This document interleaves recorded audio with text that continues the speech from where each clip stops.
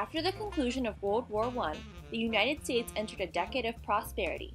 The Roaring Twenties gave the American people the chance to live more luxuriously than they had ever in the past. The slogan, "Buy now, pay later," embodied the popularity of buying things on credit. Unfortunately, only the upper classes could enjoy the new lifestyle. Ultimately, the maldistribution of wealth among the American people and the lingering economic problems from World War I provided the platform of the Great Depression. Over the course of the last 80 years, there have been some debate about the causes of the Great Depression.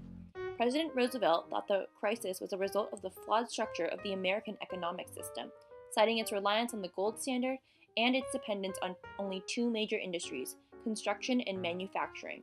If one of the industries failed, the entire economy was liable to collapse. Sure enough, once the market from the Roaring Twenties had died down, the momentum behind these industries came to a halt. Sales fell, people were laid off, and less money was flowing within the economy, meaning that the rich got richer and the poor got poorer. Roosevelt also saw the flaws in the credit system and the popular concept of buy now, pay later. Many people bought household goods and stocks on borrowed money, and eventually their loans would exceed the value of their stocks. In other words, they were not able to pay off their debts, making the economic depression worse. There was also a problem with the Federal Reserve System, specifically that only a few banks were a part of it. When the initial panic first hit, many citizens rushed to the banks to withdraw their money.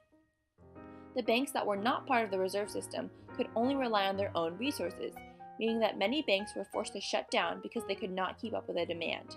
This pulled the majority of Americans into the Great Depression, as all of their savings vanished once the banks started to close. President Hoover, on the other hand, blamed international factors for the depression. He argued that the repercussions from World War I had significantly affected the United States economy, as the war had caused problems in European countries as well. Many European nations could not afford the United States products, limiting the flow of money and goods in and out of the country. This, combined with crippling tariffs that nearly halted the international flow of trade, prevented the U.S. economy from being able to expand as quickly as it needed to.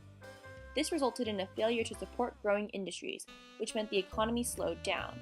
More than anything, the Depression was a result of a combination of these factors, both national and international.